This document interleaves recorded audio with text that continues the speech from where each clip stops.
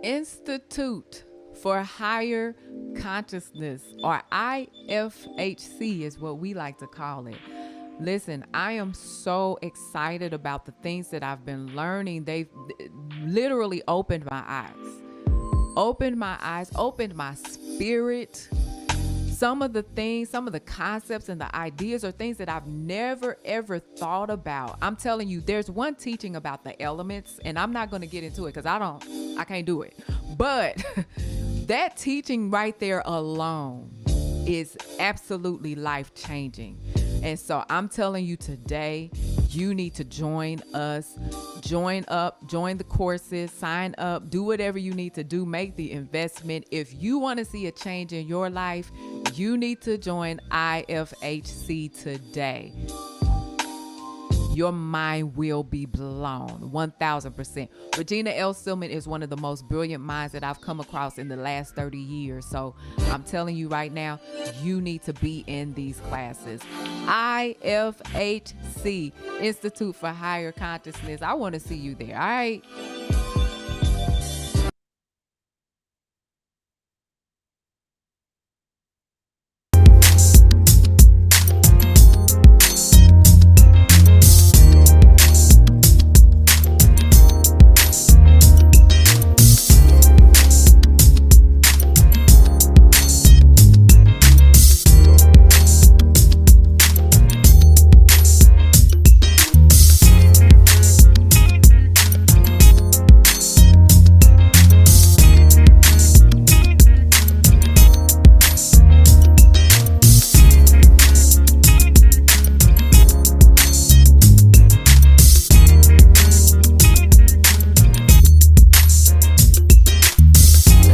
About some foot stomping, hand clapping church this morning.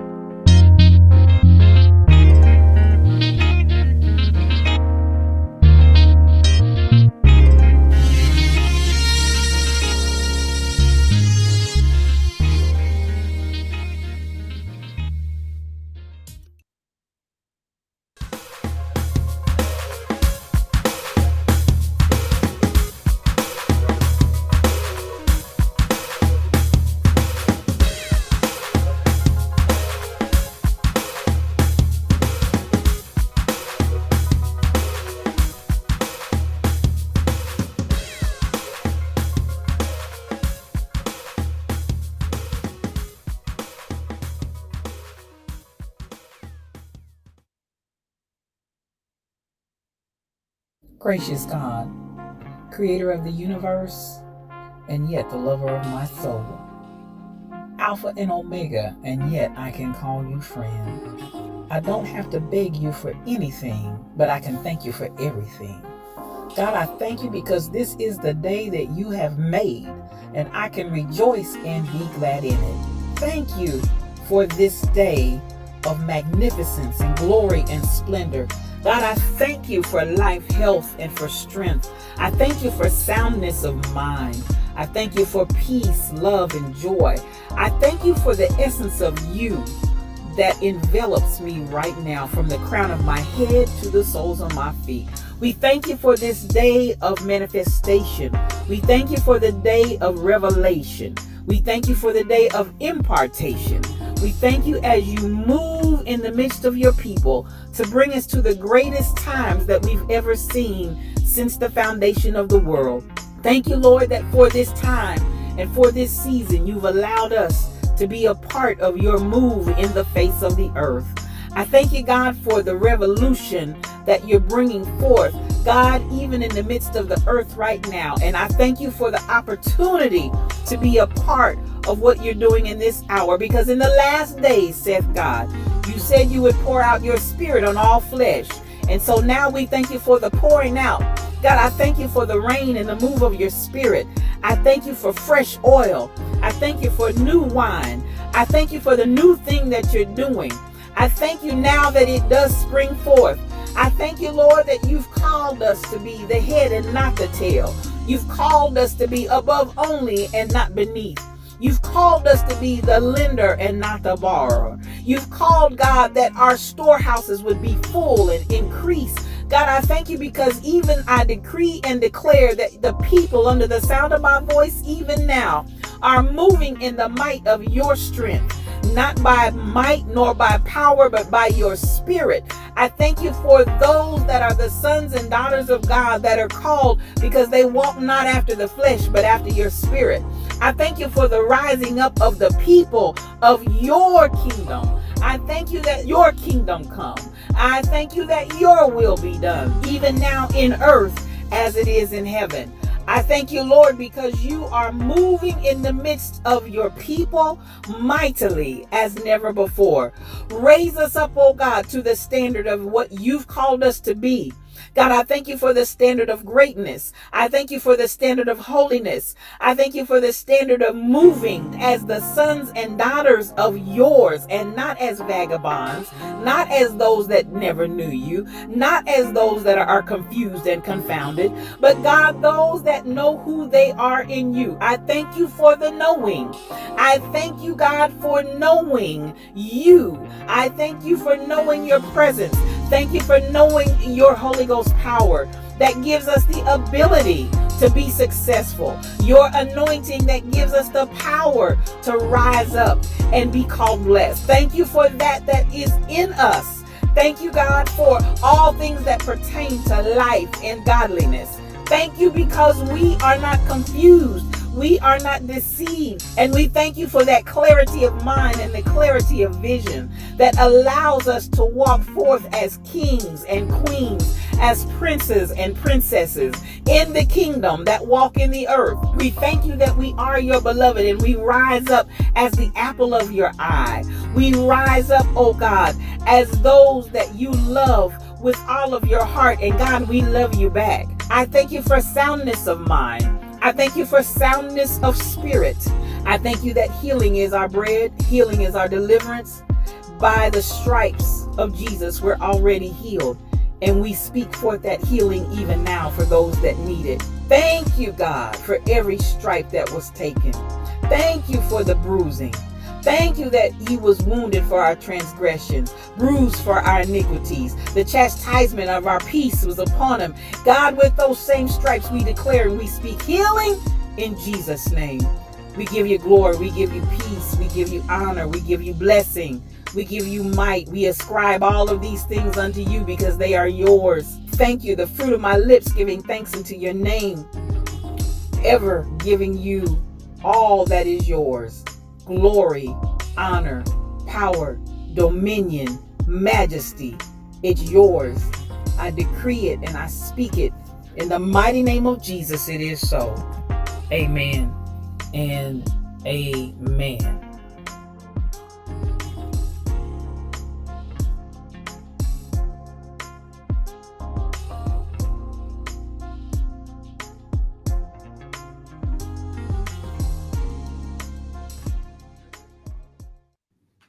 Well, good morning, good morning, good morning. I want to welcome you to today's edition of Yes, You O Cube. What does O Cube stand for? One on one, because it's just me and you. I am your spiritual thought leader, Regina L. Stillman. I'm so glad that you joined me on this Friday. Children, it is Friday, August the 11th in the year 2023. It's another day's journey, and I'm glad about it. I'm so glad that each of you came in here to join me this morning. So much mad love to you. Getting up bright and early. Happy Friday, Bronx Harlem girl. I'm telling you, I don't have my shout tracks in here, but I tell you what, I feel happy, and I got happy feet down in my soul, down in my shondo. So listen, it is marvelous to be here with you. It's been a nice and good, absolutely phenomenal week. I have absolutely nothing to complain about. It's been a beautiful time with my family, and I'm so glad that I was able to be with my aunt and my uncle here in Arkansas. They call it the natural state, and it really is one beautiful place. Y'all know I'm a country girl, and I've enjoyed the country all week long. But I tell you what, this beautiful week is coming to an end.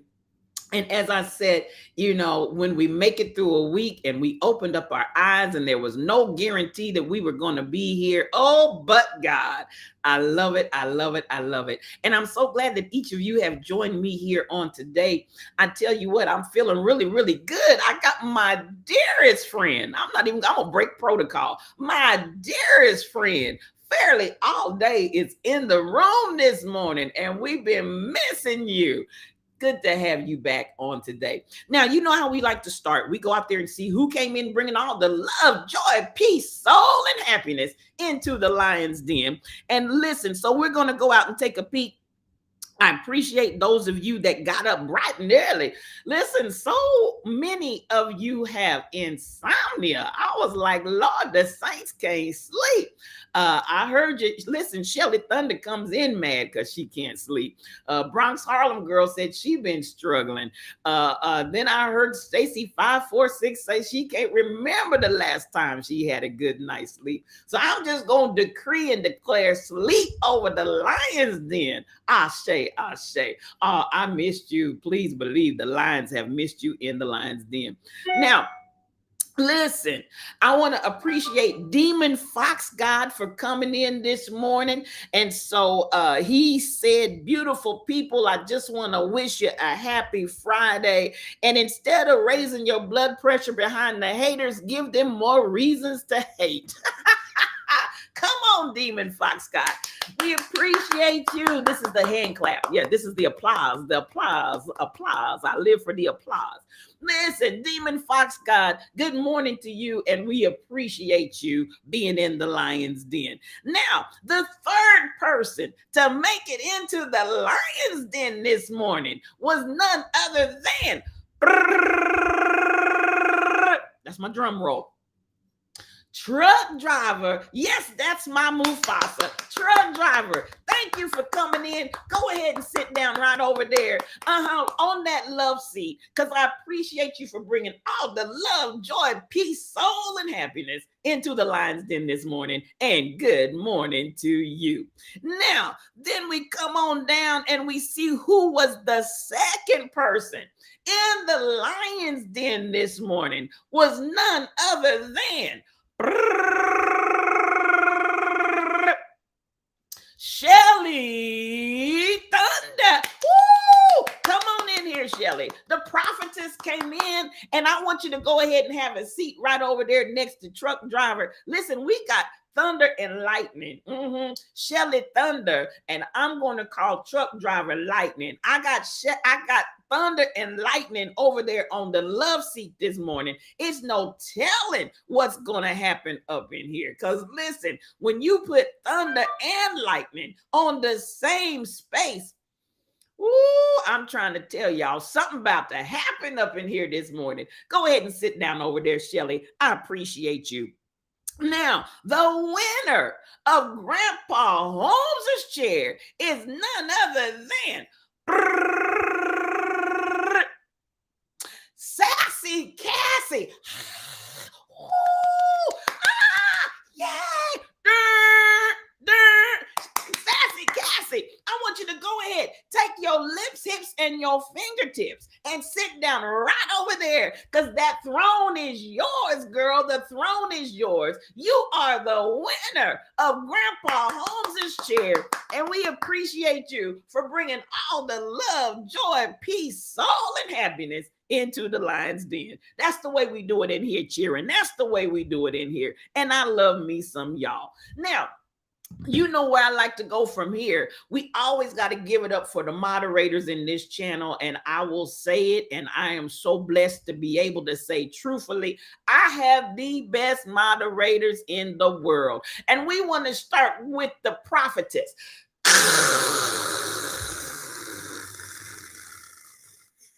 Shelly Thunder. I see that, mod love, Stacy 546. I see that, mod love. Listen, Shelly Thunder is the prophetess. She will come in cheering, and she'll give you a word in season from the scripture. She will do it. She will also, let me tell you, she'll pray for you when you need a prayer. She will touch heaven, and God will move heaven for this child. But I also want you to know she'll block your tail. She will do it. I see that, mod love, fairly all day. I see that, my love. I see that, my love, be the rock. I see that, my love. And thank you for lurking and working. Nothing but mad love to you. Now, listen. She will block your tail because, as she often reminds the saints in the lion's den, try Jesus, don't try us. I see that, my love, Shelly Thunder. Yeah, Shelly Thunder does not play. She means Jesus every step of the way. Then we're led by the leader of the pack. I see that, model of Bronx Harlem girl. We're led by the leader of the pack, none other than the Rebel Inc. Yes, the Rebel Inc. is my galactic supervisor. She is the galactic supervisor. She's my ace boom coon. She's my day one. She's my everything. She's my left arm because I'm left-handed. Come on in here, Rebel. The Rebel Inc. is a streamer, and if you're not following the Rebel Inc., quit showing ways. Just quit them, because I'm here to tell you, she's going to bless your whole entire life. I appreciate her. Then we have the Quiet Storm. Yes, the Quiet Storm, otherwise known as Michelle Brownell. That was my heart. You got to stay with me. Yes, the Quiet Storm is my angel because she changes the atmosphere just by being in it. And I already told you, we're having a wedding for her in John Studios, whether they come or not. Dun, dun, dun, dun, dun, dun, dun. Yes, there's a wedding that's about to take place, whether they come or not.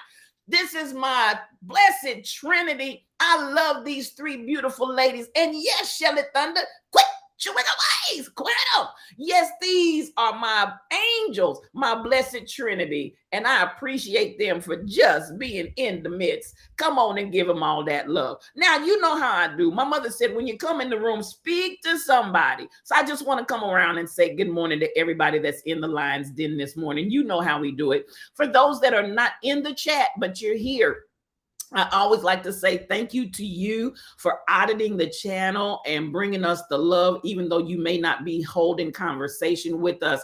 I appreciate you, and you are just as important as those that are in the chat. Thank you for coming in, and I want to say thank you.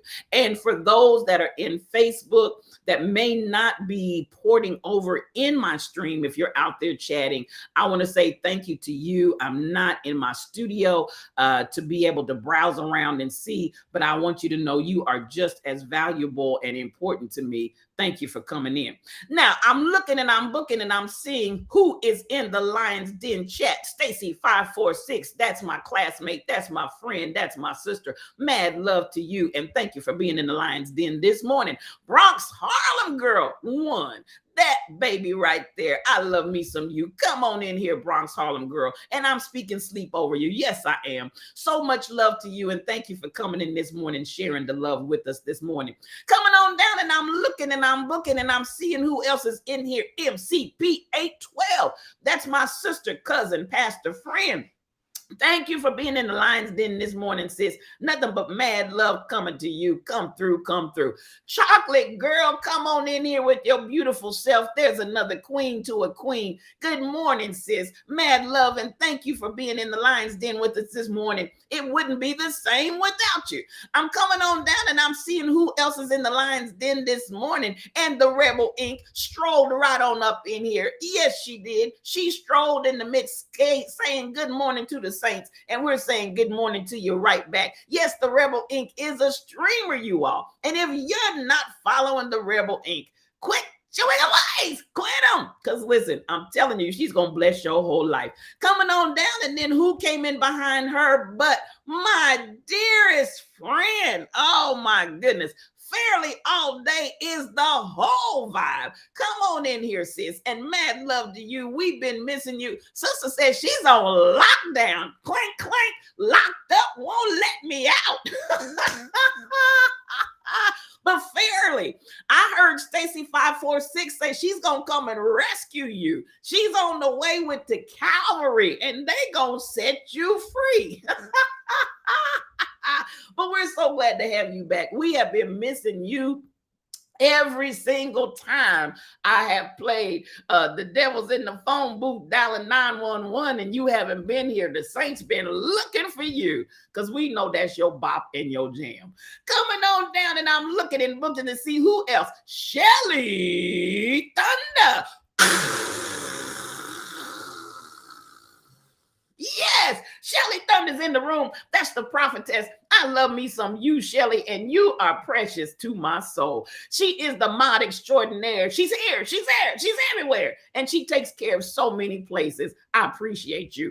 DJ Rockin' Ron. There's my brother, and happy Friday to you, my brother. DJ Rockin' Ron is a streamer, you all. If you're not following DJ Rockin' Ron, quit your ways. Just quit him, because he's going to bless your whole life. I promise you he will. Now I'm coming on down, and I'm looking and I'm looking and I'm seeing who else is in the Lions Den, because I don't want to miss anybody that's in my chat this morning talking. I appreciate you all. You are so precious and valuable to me. Glenda M. Groves is in the room, y'all. Come on in here, Glenda. It's good to see you, sis. This is another sister, friend, classmate, schoolmate. I appreciate you for being in the midst. Come through, come through. Nothing but mad love to you. And she's a mover and a shaker in the Dallas area. You better ask somebody. I appreciate you, sis. And you got a birthday coming up. You better celebrate your awesome self. I love me some you. Coming on down, and I'm looking to see who else is in the Lions Den. Be the Rock 1906 is a streamer. Good morning to you, sir, and nothing but mad love. Listen, if you're not following Be the Rock 1906, quit your ways. Just quit them. Woo! Excuse me. I felt the sneeze coming. Quit your ways. Excuse me, another sneeze coming. Quit your wicked ways. Lord help. Quit your wicked ways, because I promise you, Be the Rock is going to bless your whole entire life. Nothing but mad love to you. Come on in here. Mad love, mad love. Woo, something got my nose. I'm allergic to something cheering. All right. Now, excuse me for that, people. Excuse me, but I can't help it. It's not nice to fool with Mother Nature. I'm telling you, when nature shows up, you just got to let Mother Nature have her way. Now, coming on down, and I'm looking and I'm looking. And I'm seeing who else may have come in the basement while I was upstairs. Did I get everybody? Is everybody present and accounted for? Come through, come through, come through. That's your jam. I see you fairly. That's your jam. And we always looking for you whenever we play it. So here we go. Thank you, Bronx Harlem. Thank you. I received those blessings. I appreciate you. Here we go. Now, whilst we slumbered, slept, and slobbered, it was reported to me. Ooh, I tell you, on this here Good Friday, I want to give a shout out to two people that are special to me that are having a birthday on today. They're not in the stream, but I just want to put it in the airways. And that's none other than the maestro himself, the Odell D. Tally. That's my brother. That's my friend. That's my bishop. The baddest keyboard player you ever wanted to meet in the world. This boy is the real deal. And also to my dearest cousin, Linda Didell. That's my girl, and I'm sending out all kind of birthday love and birthday wishes to them. And I appreciate that. So much love, so much love. And listen, August 11th is a phenomenal day because there's some great folks born on this day. And I just want to acknowledge them and I appreciate them for being in my life. Yes, Rebel, the bishop. I'm talking about the bishop. Now, I want to start. Go ahead and get your coffee cups out. Get your coffee cups out. Get your coffee cups out. Because listen, I really, really want to start with this story right here. It was released. Thank you so much, Bronx Harlem Girl. I see your coffee cup, MCP812. I see your coffee cup. Now, it was released, and I am so glad to hear this. I know many people that are impacted by HIV. Lady T, come on in here. So much mad love to you. Thank you for coming in the Lions Den this morning. It's good to have you. Stacy 546, I see your coffee cup. I see your coffee cup. Now, it was reported to me, and I was glad to hear this story, and I want to start with this one. This is in Science Magazine and Science Alert. This is one of the things that they've released, and I loved it. I loved it. I loved it. It has been discovered that a small fraction of people are naturally resistant to HIV infection.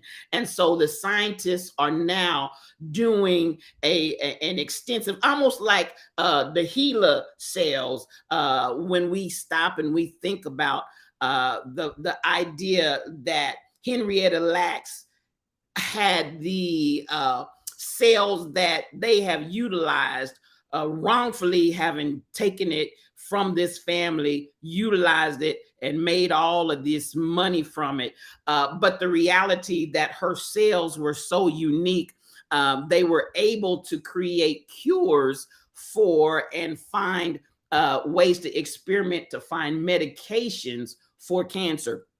Well, now we're finding out, same has been released by the scientific community that they have found that same type of genetic variant for HIV.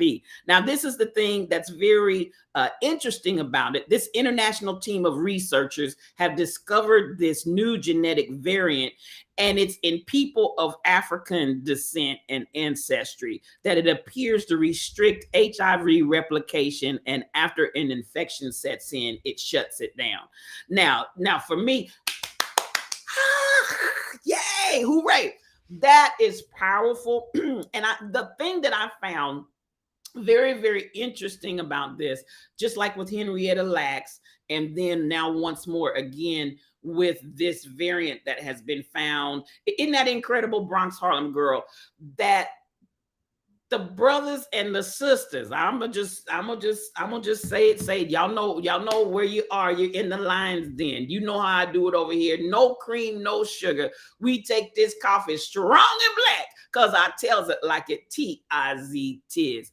And at the end of the day, I just find it incredible that bodies of Black people actually produce the things genetically that we need to stop disease. And I mean, but you know what? I'm not surprised. And I'm going to say this because as we look at the cradle of civilization that came from Africa, the cradle of civilization that came from the motherland, I'm not in any way, shape, or form surprised. I'm happy to hear that they have found this resistant strain that's found in this handful of Africans and Black people, to hopefully be able to undo this dastardly, and I don't know about you, but my question has always been out there in my mind as to whether or not HIV was a natural genetic scenario, or if it was something that was created as a biotech weapon. But at the end of the day, I find it absolutely delightful that Black people's bodies have been found as a means of defeating and tearing down the replication of the HIV virus. I love it. I love it. I love it. So now, through more research, they're going to really step up the game. And I think this is just, again, once more and again, absolutely phenomenal. They're going to step up the game. These research and findings have been confirmed, and I think it's just absolutely possible, marvelous. So the study is being done at Murdoch University in Perth, Australia. I have no idea where that is, but I want and hope and pray that they're going to come and utilize that information in a way and come to a place where they can replicate and send this out to the people that need it. So this discovery came from, they're saying, a combined analysis of 3,900 individuals. And they feel like this is going to really give way to new antiviral drugs against HIV. I think it's Western Australia. Thank you for that, Stacey. Thank you. I think it's just marvelous that they will have the opportunity now with this breakthrough and this confirmed finding to be able to come up with new antiviral drugs for people that have HIV. I just think it's a marvelous thing. I wanted to open this morning with that good news. And again, HIV and AIDS has been a devastation for many, many people. And I am excited for this idea that from our bodies, of Black people of African descent, that we are now going to move into an age and a time where we can come up with new antivirals taken from what they have naturally in their bodies. I'm so excited about that. That's where I wanted to start this morning. And that's the conversation I wanted to have. And so to my brothers and my sisters that are yet fighting a good fight against HIV, hopefully soon and very soon, another avenue of help is on the way. I'm so excited about that. Again, I said it to me was not a shock. Today, they said HIV is impacting over 39 million people worldwide. Over 39 million people worldwide are dealing with the effects of HIV. I'm not in any way, shape, or form surprised once more and again that Black bodies have actually built and created something to beat it down. I'm so excited about that. I don't know what to do. Dr. Dady Priest, good morning to you, sis. Nothing but mad love to you. Listen, Dr. Dady Priest is a streamer. She'll teach you that engagement matters. And listen, if you're not following Dr. Dady Priest, quit your ways. Just quit them, because she's going to bless your whole entire life. I promise you she will. Good morning to you, sis, and nothing but mad love. Good to have you in the Lion's Den. So for those that are on the front line of HIV, whether you are challenged with it or you know someone challenged with it, I just want you to know that there's something that's brewing out there, and I'm excited to share that with you on this morning. Joanna G98, there's my blessed, beautiful sister. Good morning to you, sis. Nothing but mad love to you. Come through, come through. Chef Nobi, good morning to you, sis. Nothing but mad love to you. Kiki, that girl, good morning to you. I want to go back and mention Chef Nobi is a streamer, y'all. If you're not following Chef Nobi, quit chewing ways. Just quit him. She'll bless your whole life. And I appreciate you, sis. It's so good to see you. Mr. Stella, thank you for 3 months. I appreciate you. We're building something. Thank you for subscribing, and I definitely appreciate your support. Now, that's the way I wanted to start the stream. Before, come on, let's get Chef Nobi. She comes in cooking breakfast for us. We got hot caramel glazed honey buns, or banana flapjacks with berries. Uh-oh, it's going so fast. Let me pull it down so I can see it again. Well, I'm gonna put it up on the screen. How about that? She's got hot caramel glazed honey buns or banana flapjacks with berry compote or maple syrup. Y'all, I don't even, I can't see y'all. The motherboard can't see. Crispy fried potatoes with cheese, pan fried bacon strips, and chicken Florentine sausage with cheesy omelets, hot coffee, and orange juice and cranberries. Girl, listen. Why my saliva glands have loosened and juicing. Is that compote? I can't shout the shout. I can't see. Listen, at the end of the day, breakfast is served. Breakfast is served. Oh my goodness. I appreciate you, Chef Novi. Thank you for that. Thank you for following. Oh my, I'm gonna keep my eyes on that one. You used to work with people impacted with HIV, beautiful people, no judgments, absolutely. And we had Bronx Harlem Girl, and thank you for sharing the love.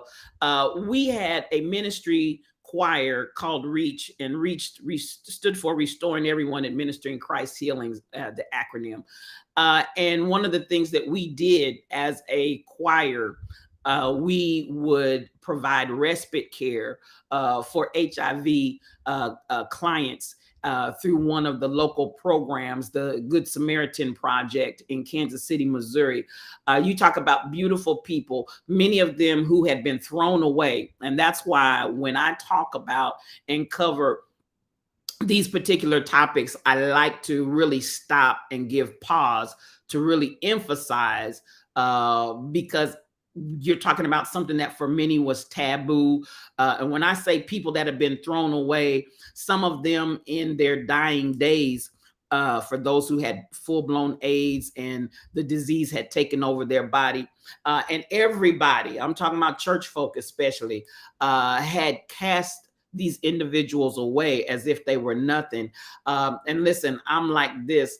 I'm always looking for the community and the individuals that are marginalized and cast away and thrown away. And that's where I like to start in love, healing, and ministry, because I feel like that's where it's needed the most. And as you said, beautiful people, and you could really hear some stories and some tales, including I'm gonna just keep it truth, keep it real, tell the truth, shame the devil, including one that we were blessed to help in his final days, who had been infected by the pastor, and then the pastor cast him aside. So, you know, this is an area of opportunity where we can really show love, give of ourselves, give of our time, give of our love, because they are us, we are them. There is no separation. These are our brothers, our sisters. And don't you fool yourselves. There are a lot of people. I think I have one dear friend that I still stay in contact with, who was a sister that was had a partner that was DL, and she didn't know it. And she ended up as well contracting HIV. So, you know, no judgment passed, and there's no judgment passed regardless of how you got it. But please understand, while some people are out here ignorantly passing judgment on people and how they ended up with HIV, you don't know. And listen, I just want you to understand you could be the one, because people ain't telling the truth. And it's not like you can just always understand exactly what's going on when you're in an intimate sexual situation. So again, and I want us to really come to a place where we genuinely have a caring for people. Don't wait till it comes and knocks on your door. And that's the thing, because many times there are situations that family members that may isolate themselves away from family members that they know are going to be judgmental. They'll isolate themselves away from those individuals and suffer in silence. Then you again have the flip side of that, of people that will cast people away once they know certain information. So at the end of the day, By this shall all men know that you're my disciples. It's about how you have love one to another. And love is something that's shown, and love is something that's given away. It's not just what you talk with your lip service. So I appreciate you for that, Bronx Harlem girl. And I wish more people would put their hand to the plow in that area of the community, because it's much needed. Now, so that's how I wanted to start today. There are the devastations that are continuing to go on in Maui. I think the death toll is up to 55. There are over 11,000 people, I believe it is, that now are reportedly without any type of utility, and they're being devastated. And then the number of people that it's unknown about their whereabouts, what state they're in. So needless to say, and they're still fighting the fire. Finally, President Biden did finally declare a disaster and is sending help and aid over to Maui. Maui is saying this is absolutely the most devastating natural disaster that they have ever had.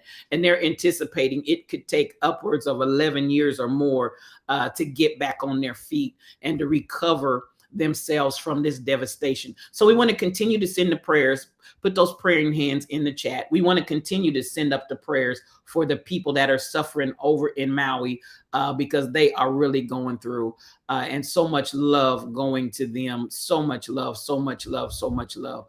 And many times we don't know what it's like.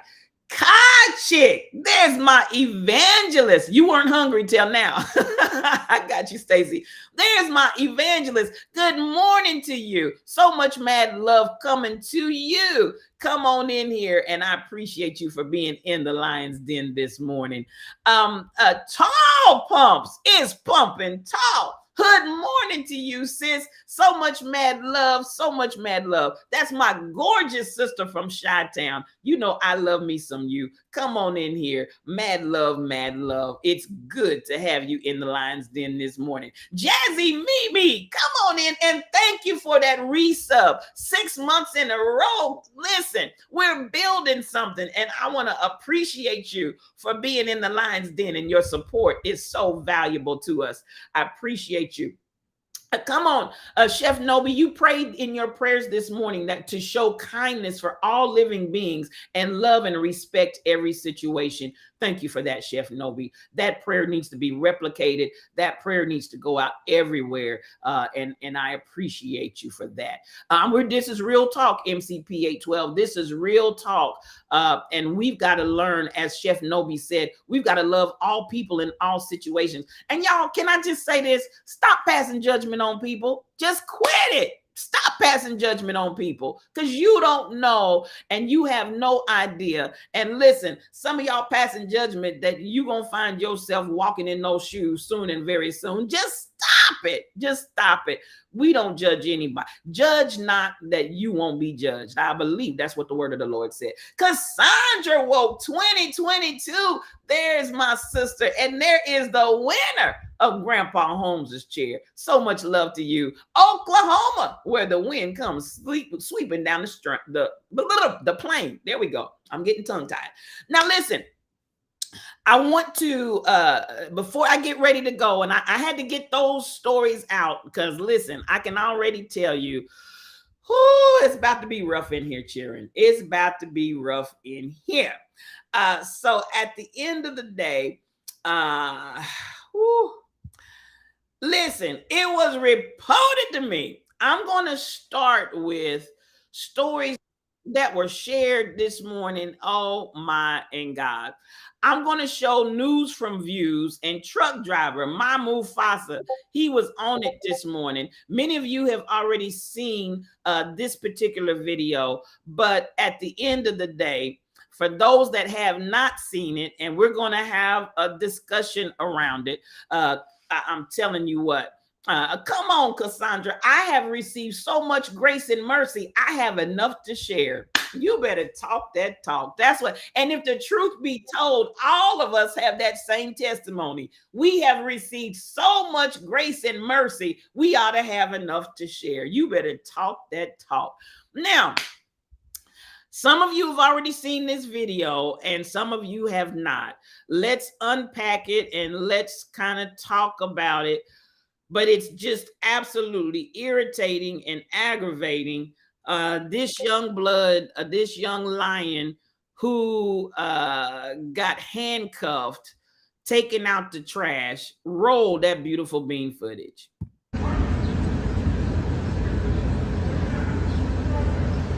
A kid bringing out his trash to be dumped, and he's getting harassed by the police.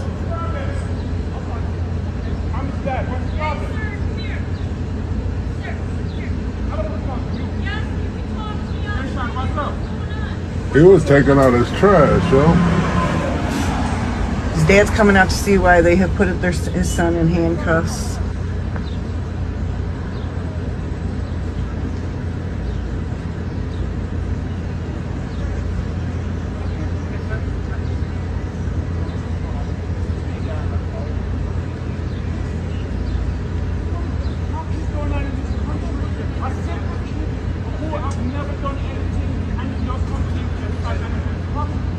Yo, they put him in handcuffs. He was just coming to dump.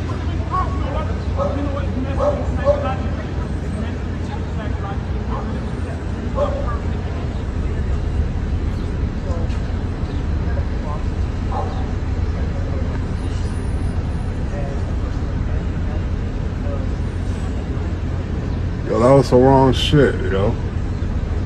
But what the kid do, though?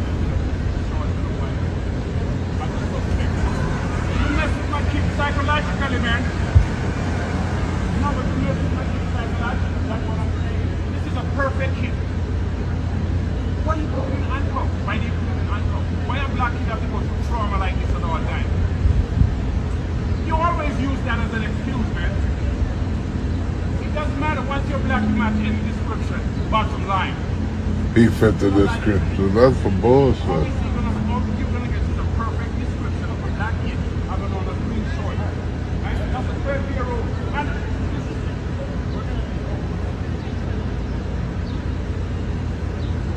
It ain't even him. son to bring the garbage down, and this is the bullshit he's going through. Eh? I seen it. Bullshit he's going I through. seen You know it. what I'm saying? I'm just washing up my dishes. I said, son, can you take the garbage down? That's what he did. You get what I'm saying? And that's a trauma. That traumatized my son. You know? That's some wrong shit, though. That's wrong shit, yo. I talk about shot. For real. Green short. Right? I'm very protective of my son. Okay, I died for my fucking Got the son. K9 and shit. Some of lads don't come from with them kind of fuckery. Man. All these cops for a teenage kid. that Yo, only the meets wrong description. person, yo. My son comes out and to enter the garbage. And that's what he's going through. This is the bullshit he's going through. That's some bullshit. He right, though. He got a right to speak. And he has on a green short, his white, whatever. That's all he can do with his life. I get Wrong description and shit.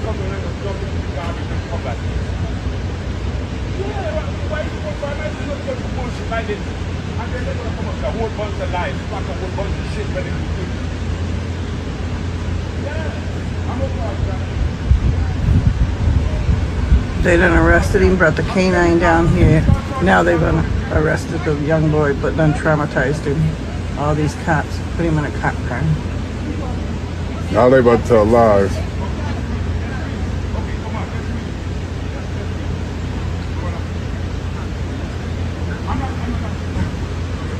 They was wrong for that shit, man.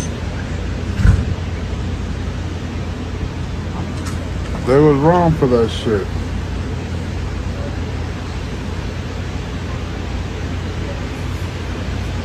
The boy dramatized, boy. That boy fucked up. Bro, look at that motherfucker.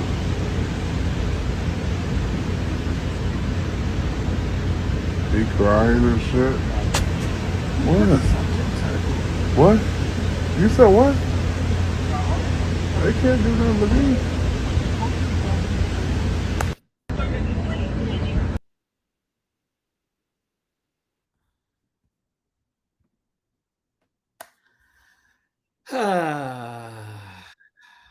Well, beloved, now on so many different levels, I know, Kai Chick, I know. On so many different levels, this has all kind of issues. uh Chick taking out the trash. The father said he was doing the dishes and he told the son to take out the trash. Next thing he knows, he look out the window. Now, this is the thing. And this whole you fit the description scenario that the police have almost like carte blanche. They have a blanket ability to stop you for anything based on you fit the description. What was the description? If you just tell me that it's a black male, you fit the description. Did you get a description of his clothing? Did you get what is fits the description? And this scenario, this dastardly scenario, is so utilized by the police department. I'm telling you, and this unfortunately happens to our young black men more than there's no description that you can't even quantify it. I will tell you, even from my own personal experience, Bronx Harlem girl, I had uh, an occasion to go visit my sister, and as God would have it, perfect timing. God had perfect timing that I pulled up as my nephew, who was walking in the neighborhood, had been pulled over by the police. And I stopped my car and got out. And now they want to do just like they did here. And my nephew has always been a tall young man, but yet and still at that point was a minor. And I'm like, what's the situation? What's going on here? And obviously, with the ability to use that one infamous line, we got a report and he fits the description. It is heartbreaking, Kai Chick. It's absolutely positively heartbreaking. Secondly, a kid taking out the trash, Jazzy Mimi. And at the end of the day, you say your mugshot would have been all over the news. And this is where, again, when we talk about the trauma that is imposed on the black community, and then you want that child to walk away as if nothing happened. Now, did you see the number of police vehicles? Why did they say a mass murderer? They just explain it to me, Lucy. Was it that a mass murderer had broken out of jail and looked like that little boy? Because you can look at the child and tell he was a child. And this is a problem too, that when individuals look at black men, I don't care if they're 12, 13 years old, suddenly in their eyes, he's 30, 40, 50 years old. You got a 30, 40, 50-year-old description. Why are you picking up a 12-year-old and a 13-year-old? Because in your mind, anytime you see a black male body, he automatically goes to an age that is above 18, and you can lay your hands on them, or whatever the legal age is in your state. You can lay your hands on them and handle them any kind of way because they, quote unquote, fit the description. Why did it take so many police officers and a canine unit? I want to know, who were they after? So at the end of the day, now that you got all these cars on this little boy that was taking out the trash, while the person that you allegedly were trying to get, who obviously had to be an escapee, a convict that had gotten out of prison, or a mass murderer, had to be for that many cars and that many police officers for a little boy taking out the trash. Explain it to me, Lucy. Explain it to me. Number two, why are you going to pull the child away from the father when at the end of the day, this minor has a right? Listen, as my sister said, she told all of her sons, and both of my sisters had only male children. They didn't know, no, I don't have any nieces. I have all nephews. And as my sister said, I tell them, you give them nothing at all. My parents' name, my parents' number, call them. My parents' name, my parents' number, call them.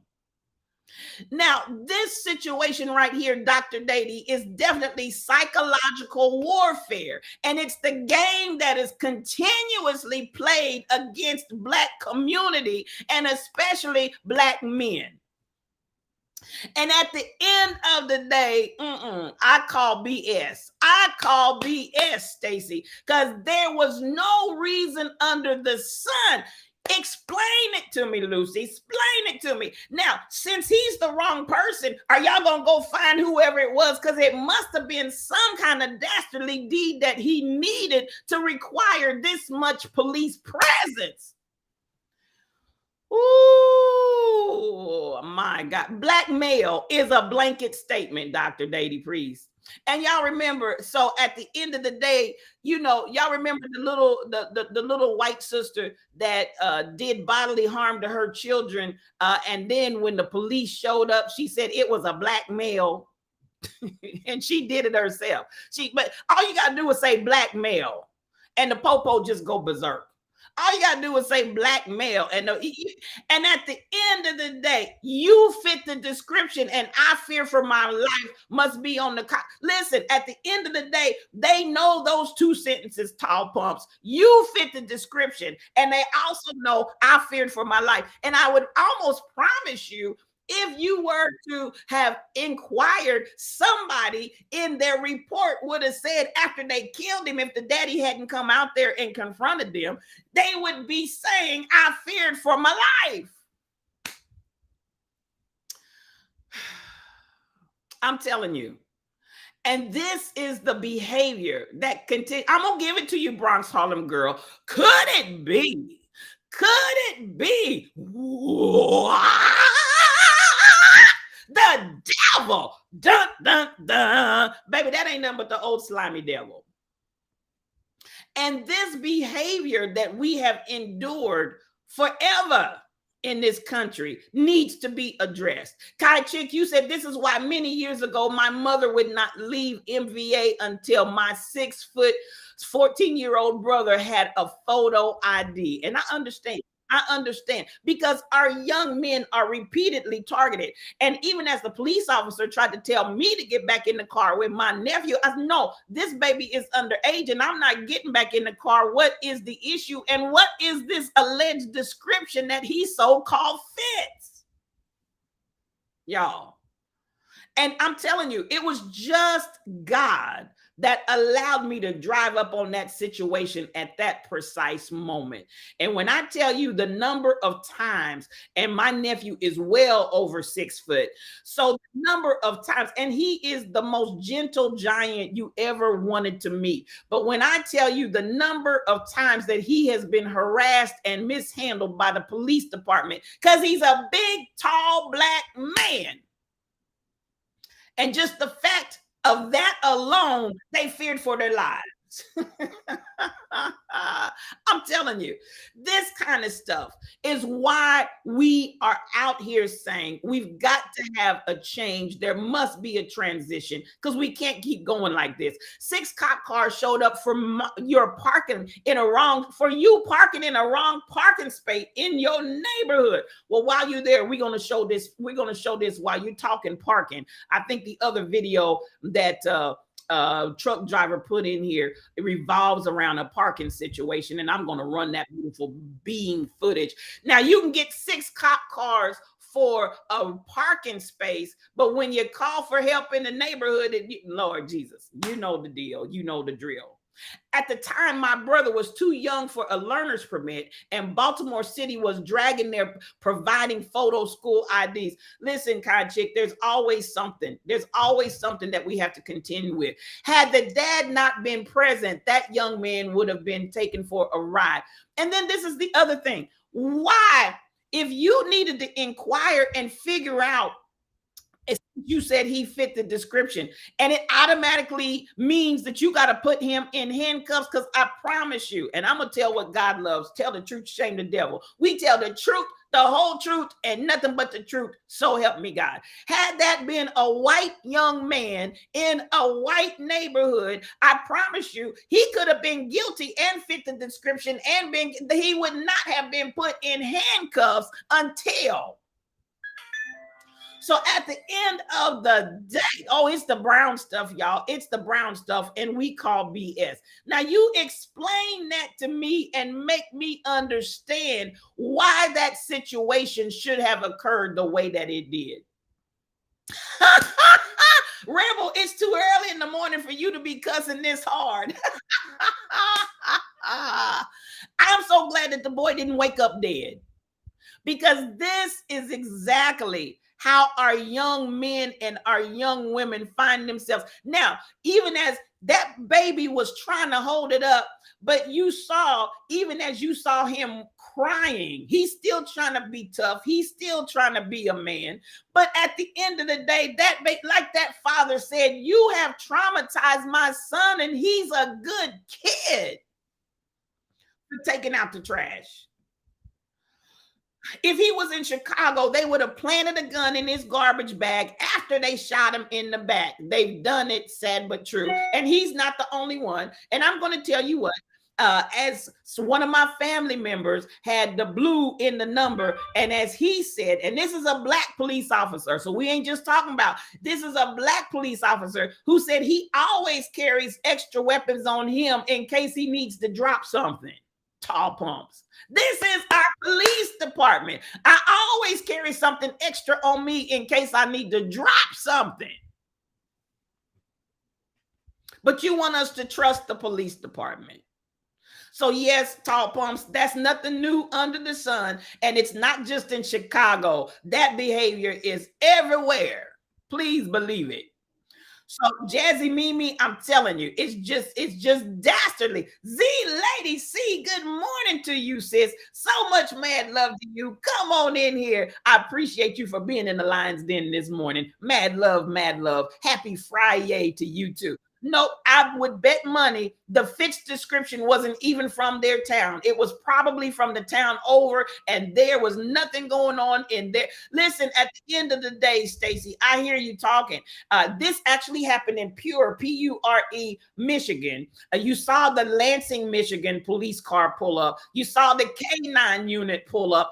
All of that for a little kid taking out the trash.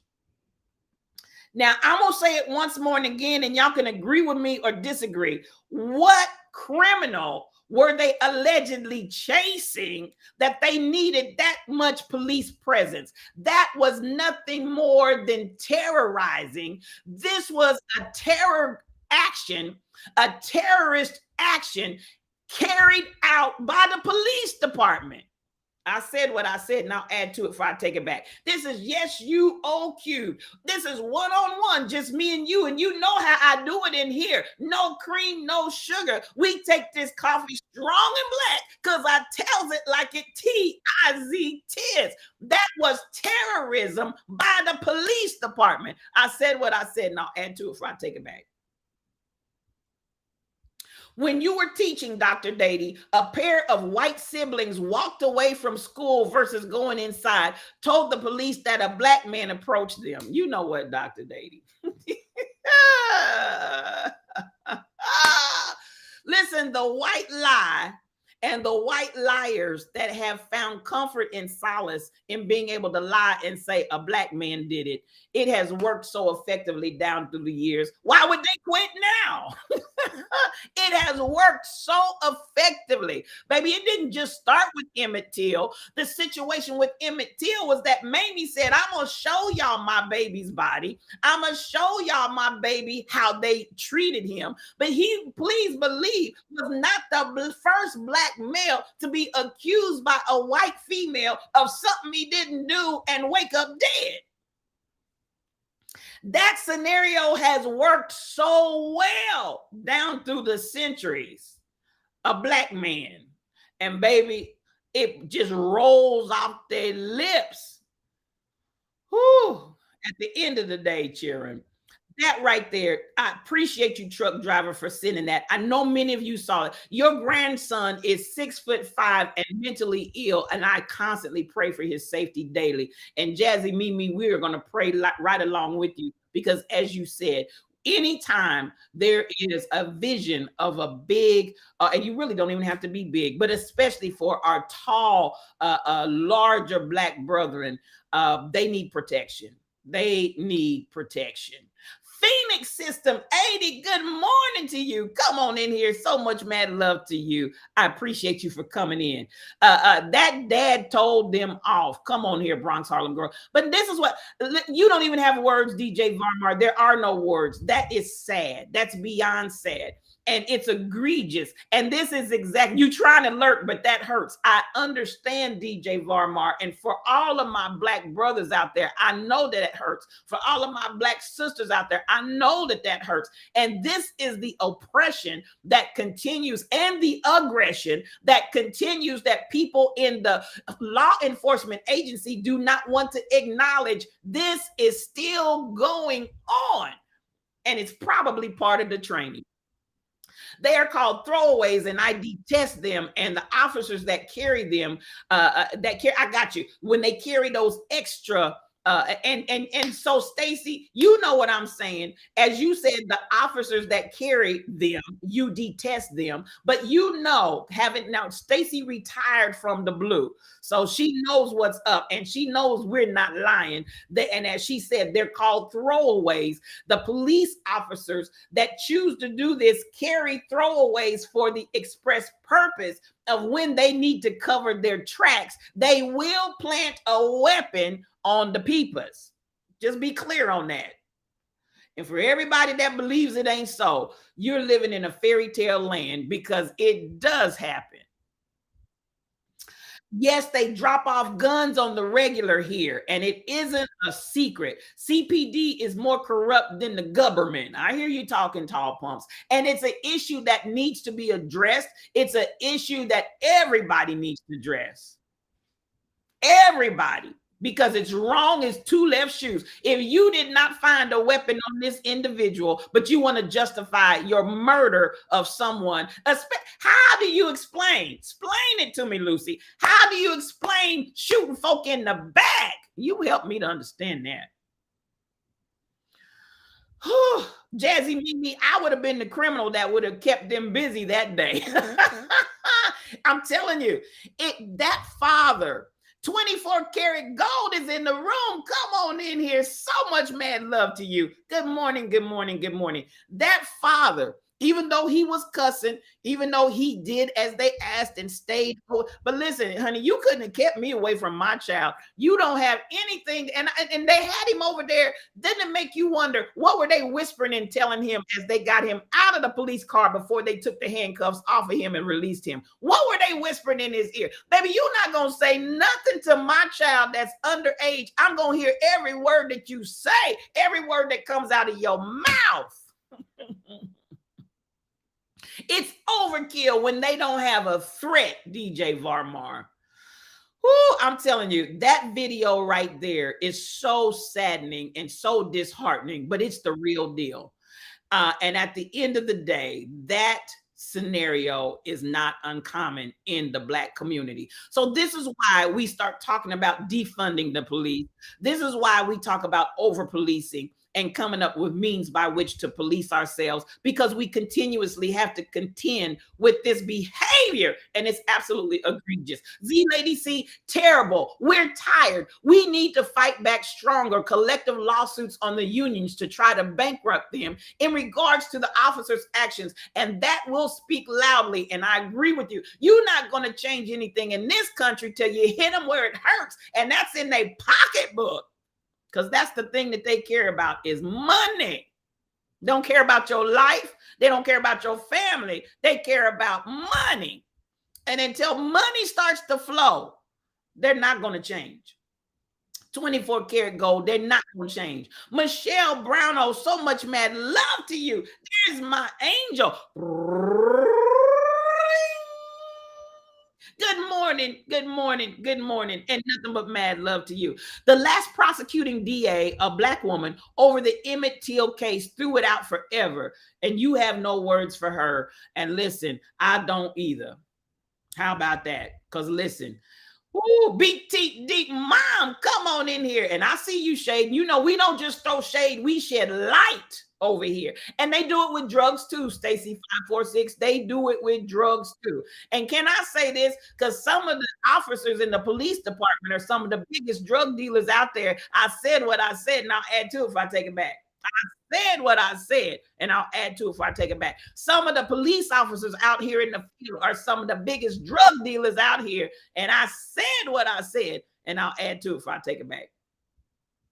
Now, as we come on down, I see y'all talking. I see DJ Rollum 27. Good morning to you, my brother. Nothing but mad love to you. Come on in the room, and blessings upon blessings. Oh, Shelly, I think I done missed it. Let me come on down. They were probably saying, hey, man, you like basketball. I don't know what they were saying, but at the end of the day, I don't care. And Stacy 546, let me tell you what, that father was way, way cooler than I would have been, because number one, you have nothing to say to my son. My son has nothing to say to you. And if you are going to say something to my son, I'm going to be standing right there ever present. Otherwise, lock your lips. You don't have anything to say to my child.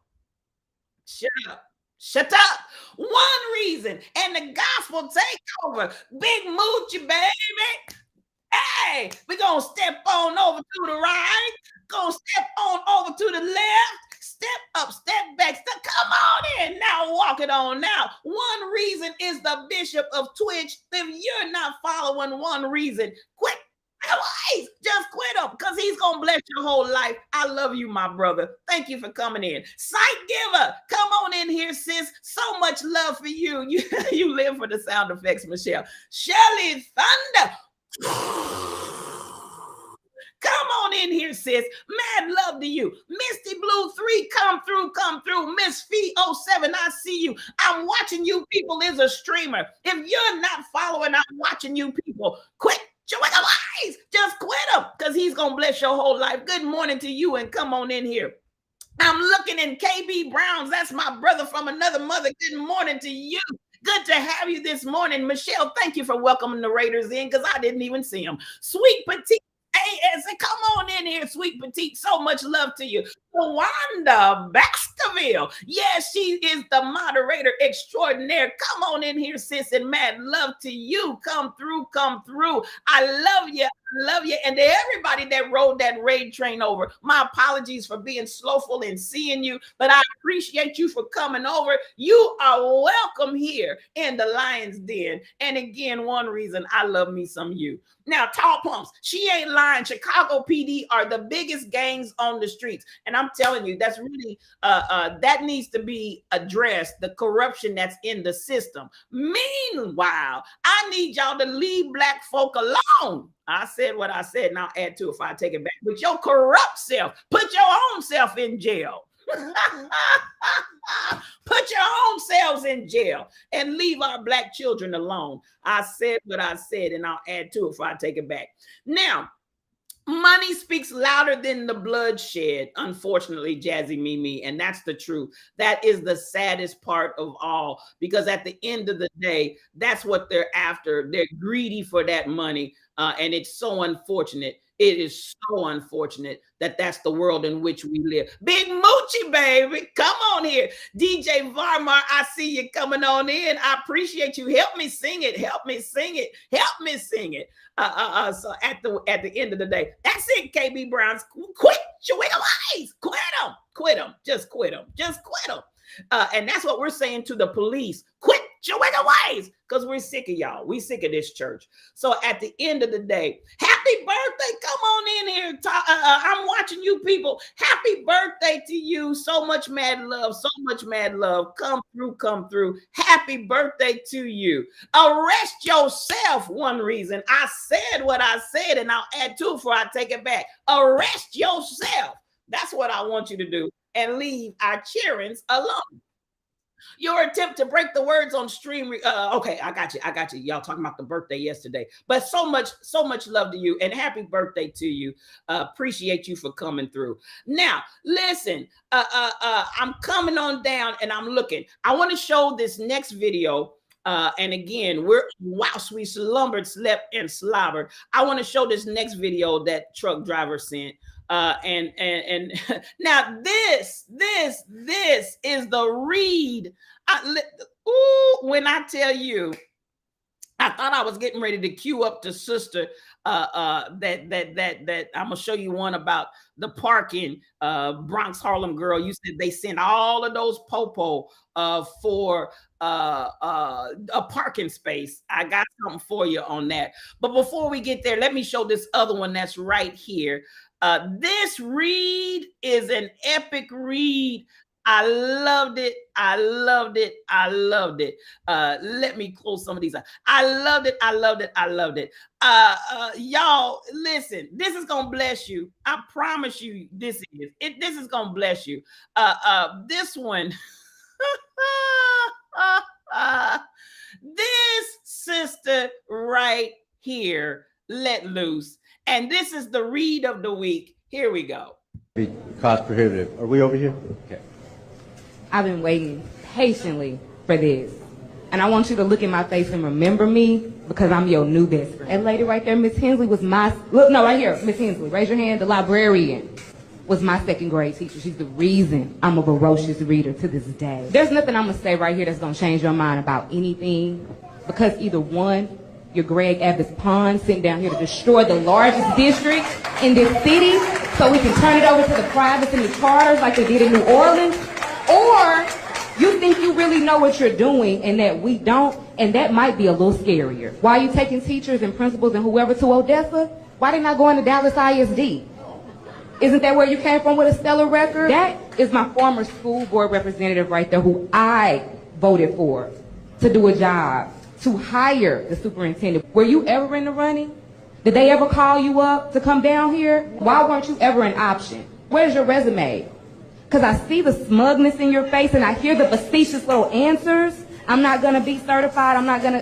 Is it really about student outcomes and student approaches, or is this about your ego? Now that I've lost my democratic ability, let me be clear with y'all. Y'all have lost your democratic ability to make decisions about your children's education. I can support teachers. Teachers don't do this job to get rich. They're not showing up to make $1 million. And to stand over them and script lessons and treat them as if they're not professionals. So let me be clear, teaching is a profession. They go to school and get a degree. They also take a certification, something that you haven't done for your own career. My major question is, when are you leaving? My second question is, when you ultimately fail us, because you will, I can guarantee it, how do we then get you up out of here?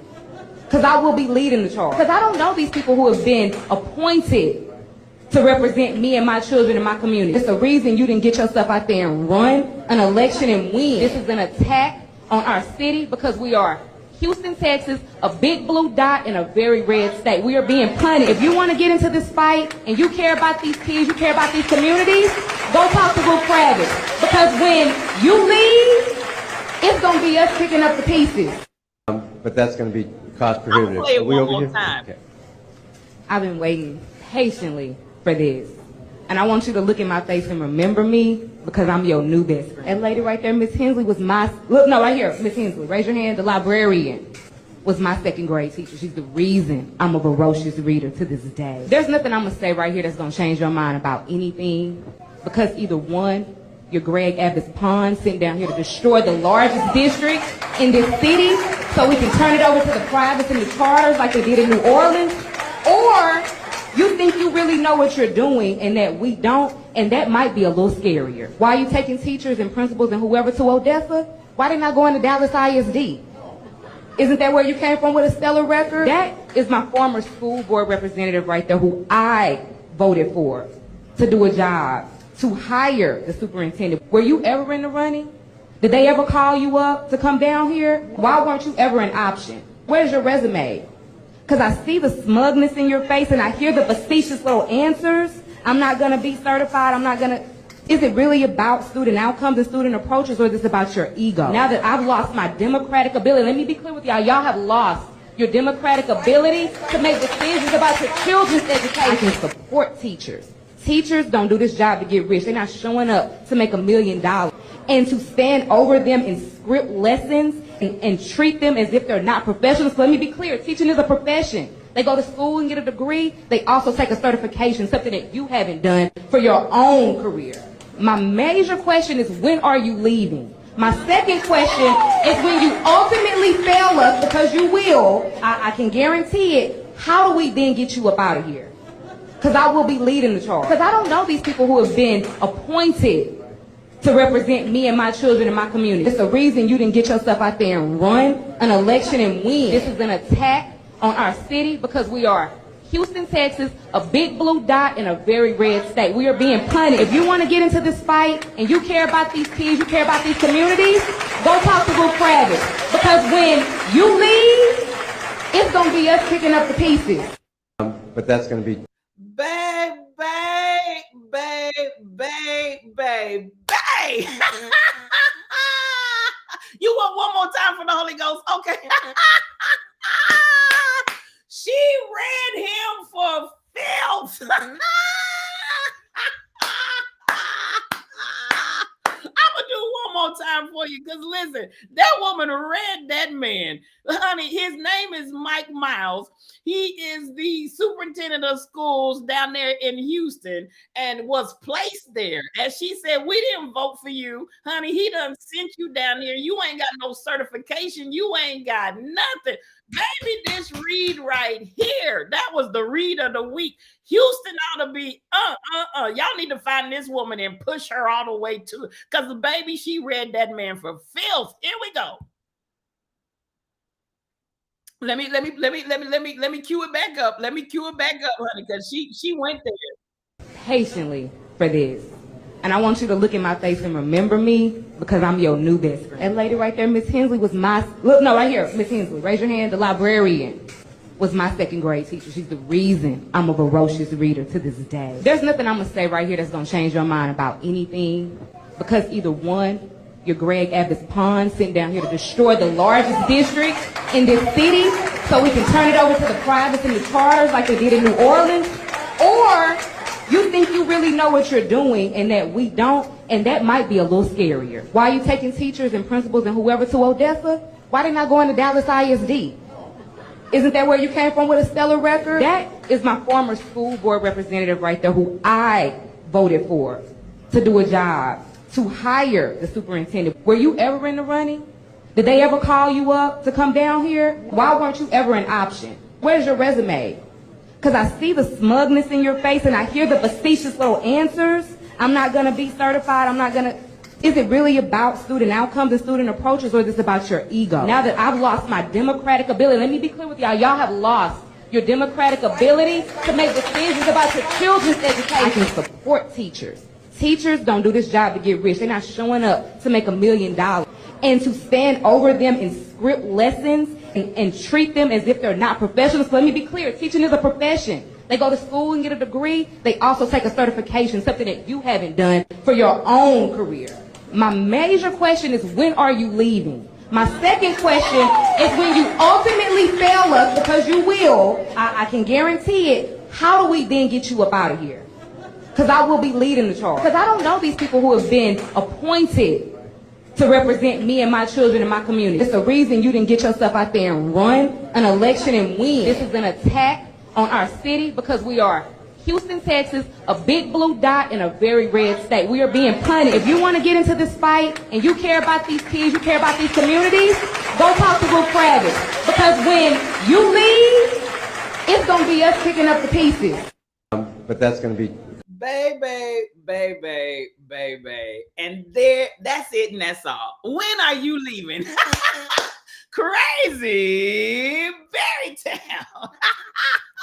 Crazy Berrytown is a streamer, y'all. If you're not following Crazy Berrytown, quit your ways. Just quit it. Baby, that was the read of the century. I'm telling, that was the read of the week. I'm not going to give it for this, but listen, that's the way all of us need to be showing up. Do you understand?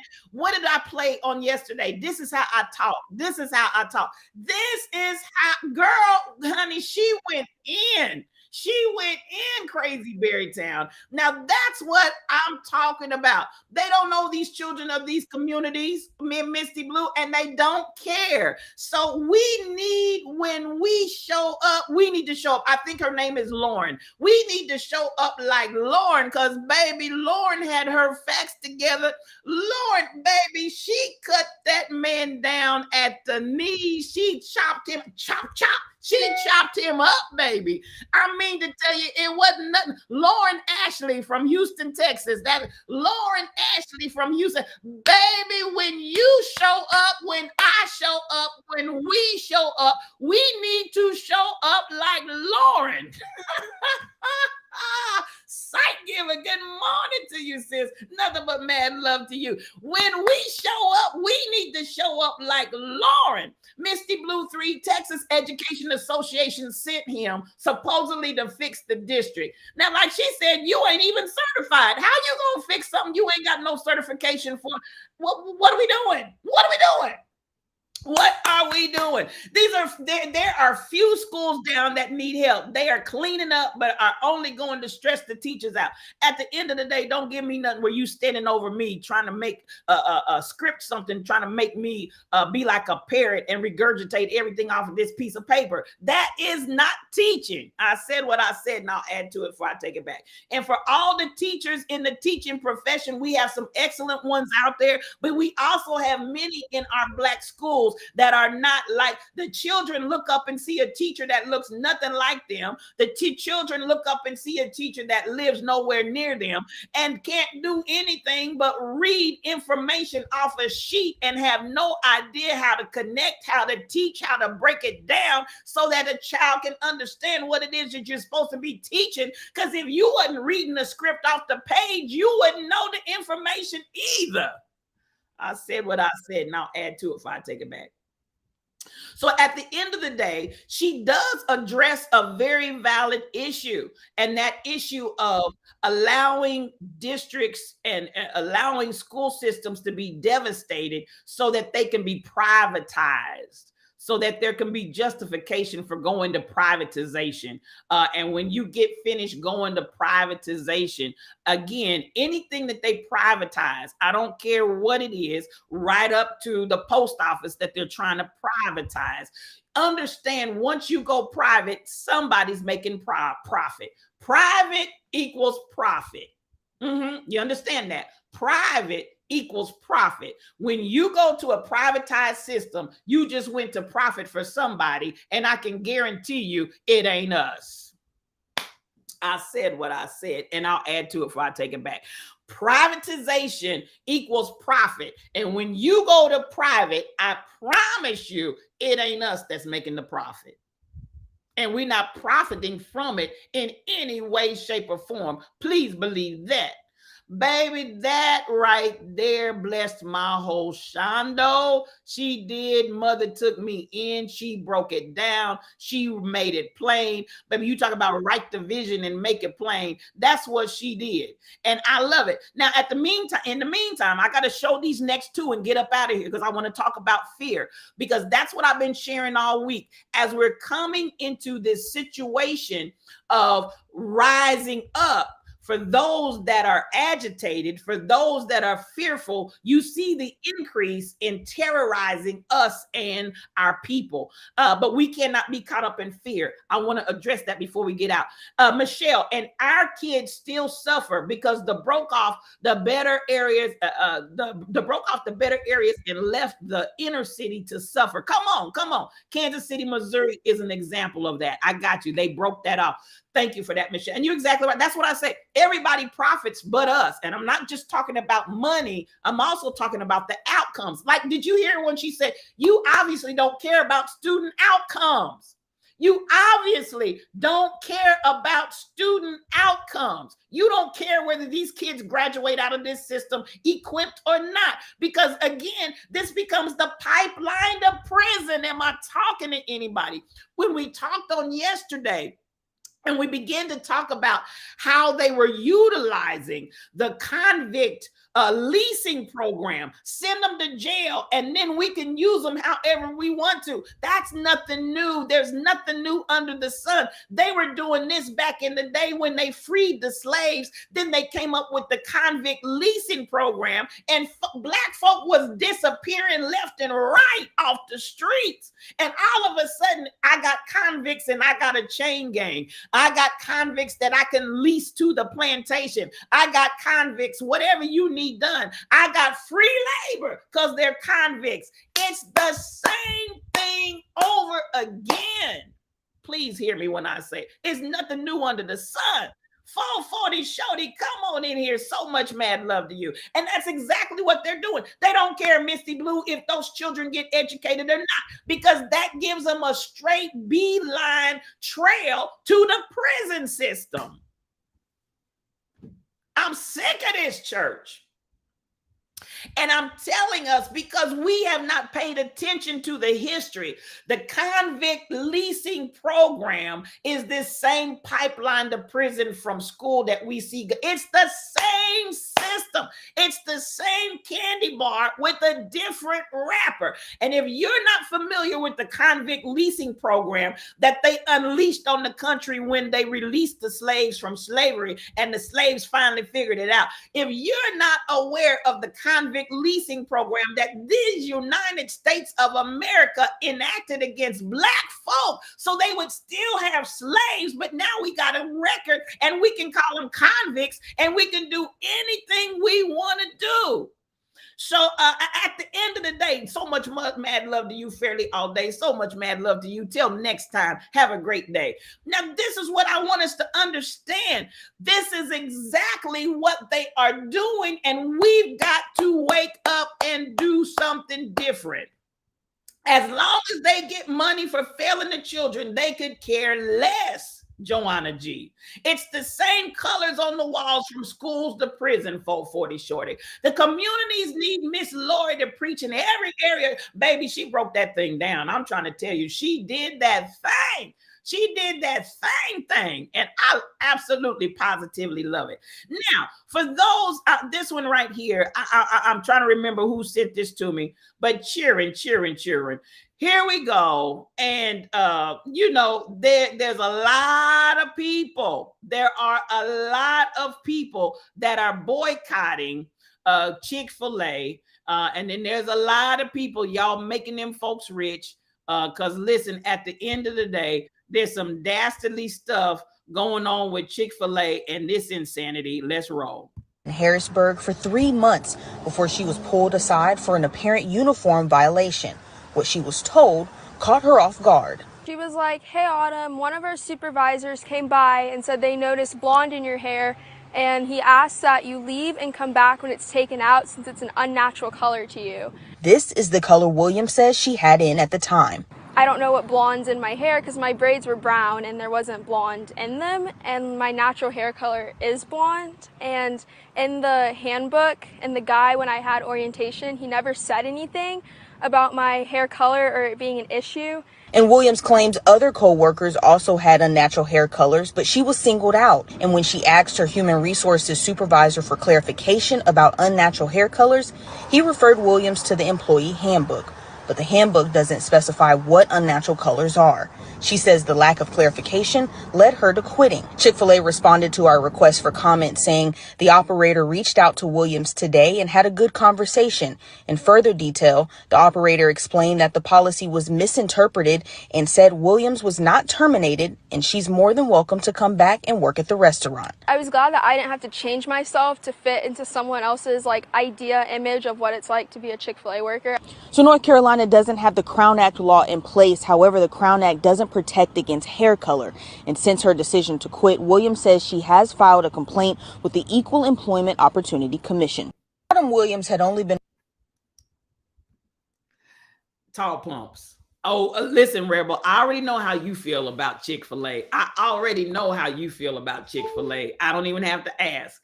Now, yes, Misty Blue, any kind of unnatural hair color. Tall plumps, I'm sure she got a lawsuit. I'm sure she got a lot. Does that impede performance? Rebel will not spend one dime at Chick-fil-A. She will not spend one penny at Chick-fil-A and get mad if you roll your car up on a Chick-fil-A parking lot.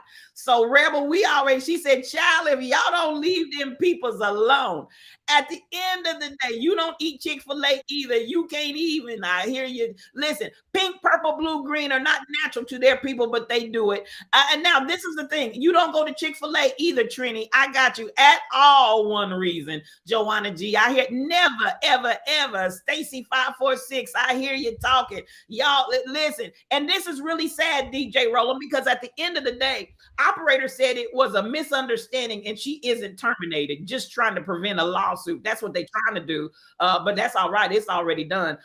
My kid's hair color changes in the sun. So will she be sent home? Listen, at the end of the day, if you heard CJ Manning 7, she said blonde is her natural hair color. It really, really is. So you stupid and ignorant in that regard to assume that all Black people's hair is a particular color, because we got all shades of skin. We got all shades of hair color. Listen, we are a people of color, and it shows how ignorant. Oh, they've been showing their tail for years, Rebel. They've been showing their tail for years. And so at the end of the day, and they recently opened one in Harlem, the epicenter of a Black community now being gentrified. I can only imagine, Shelly Thunder, and I'm not surprised in any way, shape, or form. 440 Shorty, your daughter is naturally blonde. And that's it. Black people, we got some of everything in our group, because it doesn't matter from head to toe. You might get all kinds of shades and colors. You cannot assume that just because this or that or the other, that there is an issue going on where that is concerned. So at the end of the day, this is my question. Chick-fil-A, my sister's pockets. Cassandra, I hear you. You drive right on by them and you won't even look their way, Z Lady C. They've been cutting up for years. There is one at your workplace building and you still won't go. I hear you talking to me, Kai Chick. Your niece's hair is naturally blonde, Michelle, and that's what we're saying. There are so many Black people that have blonde hair, and Misty Blue, this is just ignorance on display. Hot Sugar Bunny 98, good morning to you, and it's good to, okay. So here we go. Now, this becomes the $64,000 question. If you want to start looking at people's hair and checking out their roots to see if it's dyed or not, and as she said, at the time, her hair was not even blonde. It was actually brown. And Rebel, the hair on your body is blonde. I can confer. I can attest to that. The hair on your body is blonde. So Sugar is gone.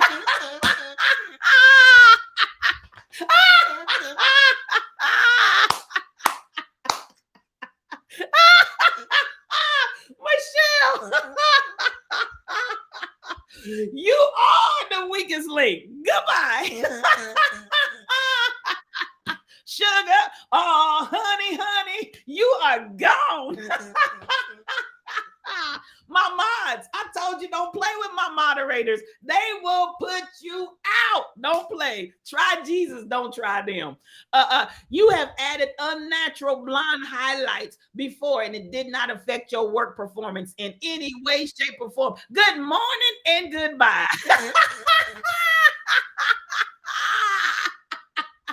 That was a fly by night. Oh, y'all got me there cracking up. Jayla's hair is blonde on one side of her head, and she is not like a light-skinned child. And I hear that because we got some of everything. Listen, Z Lady C, I love my mods. I love my mods. They are the absolute best, and they funny. They keep me cracking up. So your hair used to change colors when you were younger. And I've seen your hair go through various colors and state, and it's all natural, Rebel. It's all natural. Now, this is the $64,000 question that I want. This is a $64,000 question that I have. Now, y'all know our white brothers and sisters, especially our sisters, they've been dyeing their hair since forever. So if I'm blonde, but I'm showing up brunette, if I'm blind, but I'm showing up redheaded, or fill in the blank as far as the color, are we sending those people home? And now I just want to know, if I am a Caucasian person that has dyed my hair, that has bleached my hair, that has colored my hair, and y'all know that's like how the percentage would be extremely high. Are we sending those people home? One reason, peroxide and bleach. Are we sending those people home? That's the $64,000 question. I think I saw the goddess Kitty Bradshaw come in this morning. Good morning to you, Kitty Bradshaw. That just triggered back in my memory. I think I saw you come in while we were watching one of the videos, but I love you, and I just wanted to express to the goddess that's in here so much mad love to you, and thank you for being in the stream. Of course not, Joanna G. Of course not. They're not going to go. And who's going to go get all down in their roots to see whether or not there's some kind of dye, some kind of bleach, some kind of listen, y'all doing too much.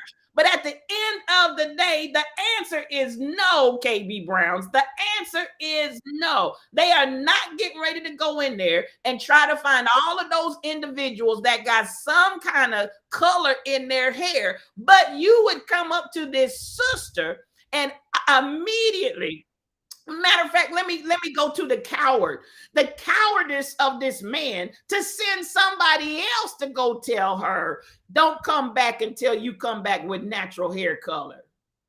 That they didn't even have the courage to go to, and as she said, this individual sat with me in my interview, in my onboarding process, and they said nothing. And does spray tan count, site giver? Because, baby, that's an unnatural color on your skin.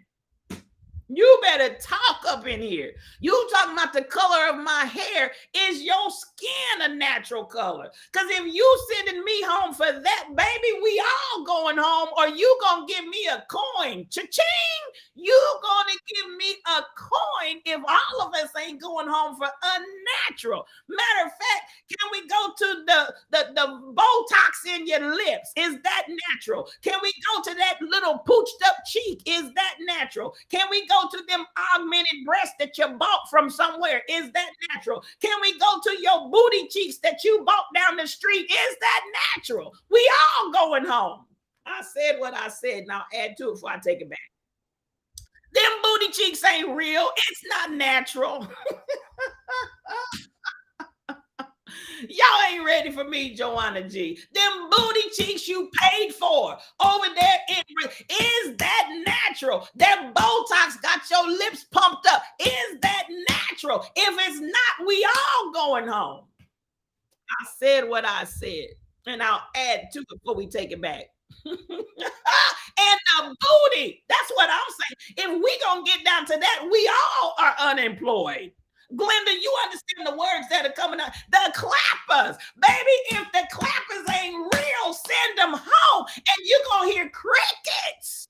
You gonna hear crickets up in there. She is First Lady T-Rail. Come on in here, sis. So much mad love to you. She is First Lady T-Rail, is a part of T-Rail, and they are streamers. If you're not following them, quit your eyes. Just quit them because they'll bless your whole life. I'm telling you what God loves. The booty cheeks. I'm going to get you, sucker. They not, baby, when she popped off them breasts, when she popped popped off that leg and said, "Don't make me hop after you." That's my favorite one. Don't make me hop after you. Cause ain't nothing on her body real. Y'all know, y'all better quit playing with me. Sent that baby home. Talking about, oh, but she's not fired. She can come back if she wants to. Quit lying. Quit lying. Quit lying. So at the end of the day, you know, y'all playing games and you come up with all kinds of ways. And as she said, hair color is not covered by the Crown Act. Now, you know, do you understand what I'm saying? You done went this far to try to find a little crack in a crevice so that you can still not be guilty of breaking the crown law. You done found this little crack and crevice in it to try to be upset about Black people's hair. So now you're going to talk about it's not a natural color? Are you kidding me? The one reason, don't make me hop after. That's my favorite line, baby. When she popped that leg off,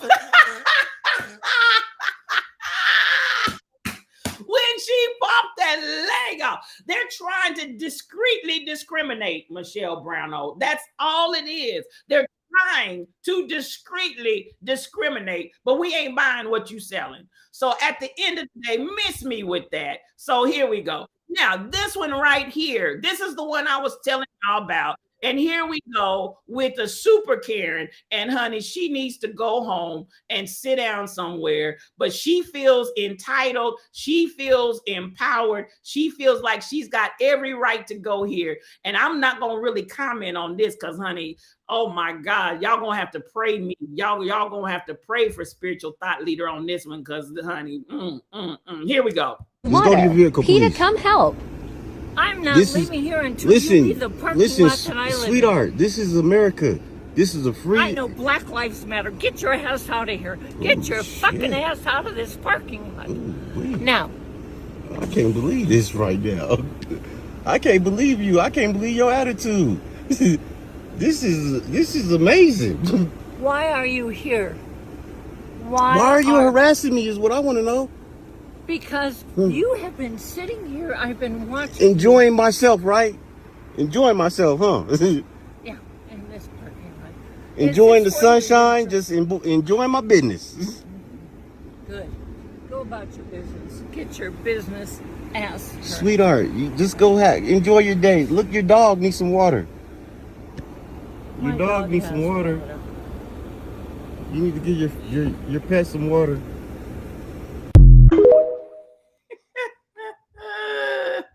The dog needs water. Go to your vehicle, Peter, come help.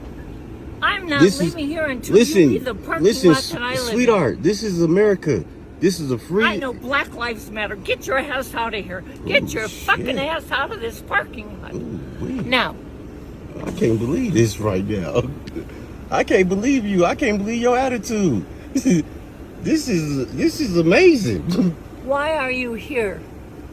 Why are you harassing me is what I want to know. Because you have been sitting here, I've been watching. Enjoying myself, right? Enjoying myself, huh? Yeah, in this parking lot. Enjoying the sunshine, just enjoying my business. Good.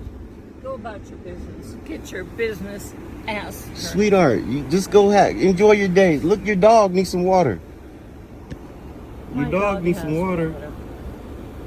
You need to give your pet some water. Now, this part, y'all, this part, when she stomped at him and said, now,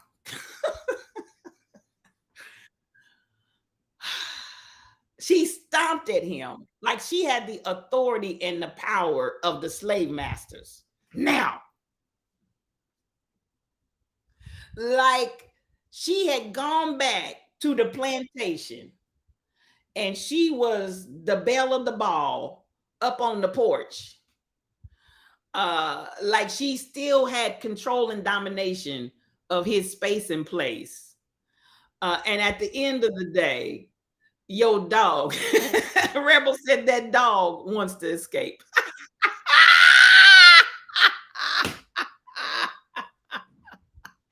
And you're right, Jazzy Mimi. If he had called the police, they would have taken him to jail. Listen, I can't either. I can't either. I'm telling you, I just cannot. I just cannot. She is First Lady T-Rail. You were asked that question doing your federal government job. What are you doing here by a Caucasian in their neighborhood? My federal job, and he threatened me with a butcher knife. Oh, you know what? First Lady T-Rail. No, ma'am. No, sir. But this part where you have racist white folk that feel like they didn't get the memo.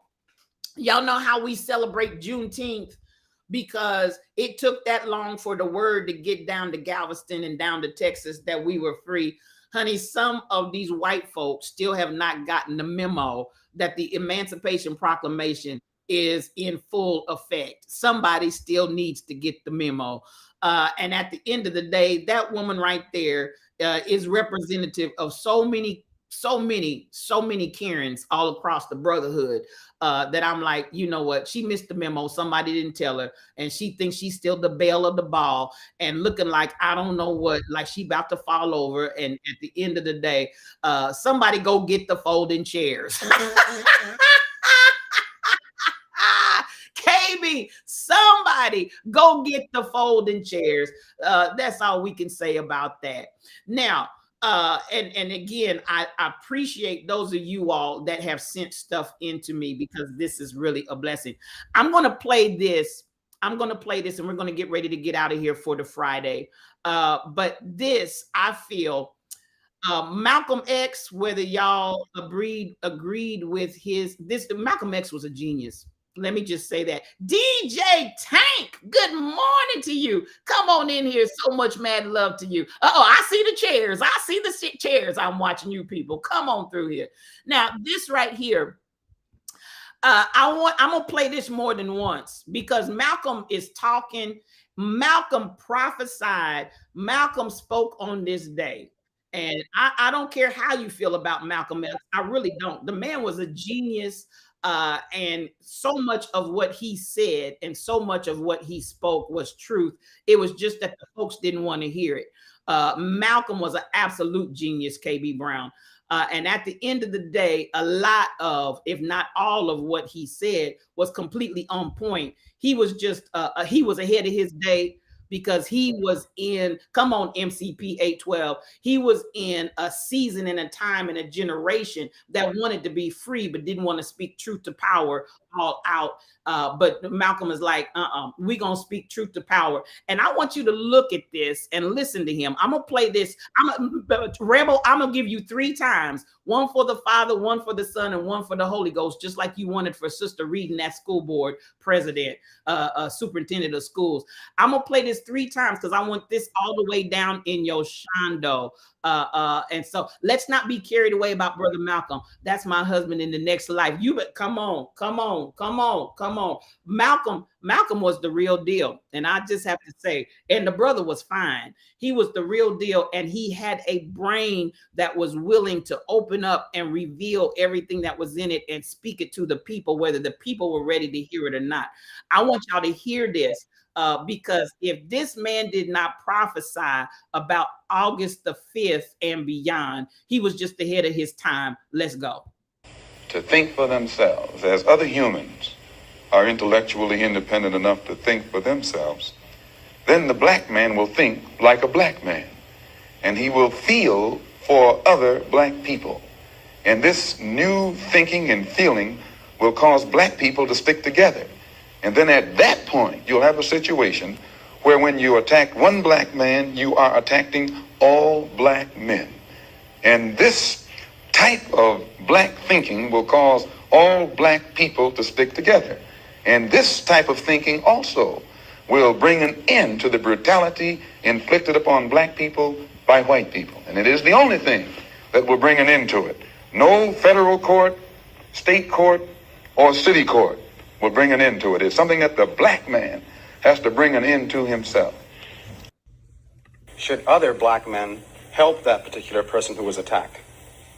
I think you'll find, sir, that there will come a time when black people wake up and become intellectually independent enough to think for themselves, as other humans are intellectually independent enough to think for themselves. Then the black man will think like a black man, and he will feel for other black people. And this new thinking and feeling will cause black people to stick together. And then at that point, you'll have a situation where when you attack one black man, you are attacking all black men. And this type of black thinking will cause all black people to stick together. And this type of thinking also will bring an end to the brutality inflicted upon black people by white people. And it is the only thing that will bring an end to it. No federal court, state court, or city court will bring an end to it. It's something that the black man has to bring an end to himself. Should other black men help that particular person who was attacked? I think you'll find, sir, that there will come a time when black people wake up and become intellectually independent enough to think for themselves, as other humans are intellectually independent enough to think for themselves. Then the black man will think like a black man, and he will feel for other black people. And this new thinking and feeling will cause black people to stick together. And then at that point, you'll have a situation where when you attack one black man, you are attacking all black men. And this type of black thinking will cause all black people to stick together. And this type of thinking also will bring an end to the brutality inflicted upon black people by white people. And it is the only thing that will bring an end to it. No federal court, state court, or city court will bring an end to it. It's something that the black man has to bring an end to himself. And with that, listen, when I tell you that this word of prophecy, and that's what I'm going to call it, that's what I'm going to identify it as, this word of prophecy, this prophetic unction is truth. It is manifesting. It will continue to manifest. Listen, he spoke, and I'm going to play it one more time as we get out of here, because listen, now let me say, for all my sisters that are swooning, for all my sisters that are fainting dead away, for all of my sisters that are going to need a cold shower after I play this one more time, the brother was fine. There ain't no ifs, ands, or buts about it. The brother was fine. And let me tell you, I'm going to tell you what really, really I find so attractive was his mind, children. Y'all loving his looks, and he looked good. Y'all loving his swag, and he had that, baby. He had all of that, cheering. He had all of that. But his mind done made love to the saints. Y'all ain't ready for me. His mind has made love to the saints. Y'all ain't ready. Y'all ain't ready. I said intellect looks good. His mind. I loved hearing him speak as well, Z Lady C. I love and the calmness. He was so cool and collected. It's a mindgasm. He done gave the saints a mindgasm. It was how calm, how collected, how true, how direct. Baby, it's the whole package, Crazy Berry Town. It's the whole entire package. Everything 100, especially that mind. When this brother prophesied this word to the people, and even now in 2023, There are people that would love to argue the point that he made here. But when black people come together, and let me speak to this, because if you hear the question at the very beginning, the commentator asked him the question regarding them defending someone that had been attacked, regarding them defending someone that had been attacked. And I hope the black community, as of August the 5th, has really made up our mind and determined within our hearts, we won't be silent anymore. And you're not just going to attack my brother, my sister, my child, my son, my daughter, my uncle, my auntie, my grandfather. You're not just going to attack them and we stand idly by. That's not going to happen anymore. And this is what Malcolm X is speaking to, because again, until we take and embrace the understanding that united we stand and united we break the backs of this system that has been so interwoven and so integrated into the fabric of American culture that insists on being racist and insist on holding black people down and stomping on them and stomping their rights and treating us like dogs and treating us less than their cattle. Until we unify as a people and come into this mindset that other people already have. Other people are already here. Until we come into that space and place, we free us. You know how we say that. We free us. And so this is what I'm going to do. And this is my farewell. I'm going to play Malcolm one more time, one more and again, and we're going to get up out of here. And as the moderators take us wherever we're going, I'm going to say to you once more and again, have an amazing weekend on purpose. Do what you love what you do, and peace for your journey. But I want you to hear the understanding that we're building black for black. We're standing together black for black. And at the end of the day, we free us. I love you, and I'll see you back here Tuesday morning. No Institute for Higher Consciousness on tomorrow. We'll be back on next Saturday. Institute for Higher Consciousness will be back on next Saturday. But I'm going to play this and we're getting out of here. I love every last one of you. Malcolm's going to talk to you. Y'all ride the raid train because we going somewhere. I love you. I really, really do. And I'll see you on Tuesday morning. Come on and listen to this prophecy be fulfilled. And for all of you sisters, let your eyes be fulfilled. And for those of us that have the mindgasm, let that be fulfilled. We're going out with Malcolm, and you better talk, Malcolm. Talk, prophet, talk. Should other black men help that particular person who was attacked? I think you'll find, sir, that there will come a time when black people wake up and become intellectually independent enough to think for themselves, as other humans are intellectually independent enough to think for themselves. Then the black man will think like a black man, and he will feel for other black people. And this new thinking and feeling will cause black people to stick together. And then at that point, you'll have a situation where when you attack one black man, you are attacking all black men. And this type of black thinking will cause all black people to stick together.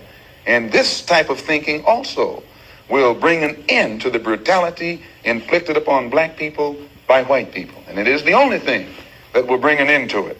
No federal court, state court, or city court will bring an end to it. It's something that the black man has to bring an end to himself.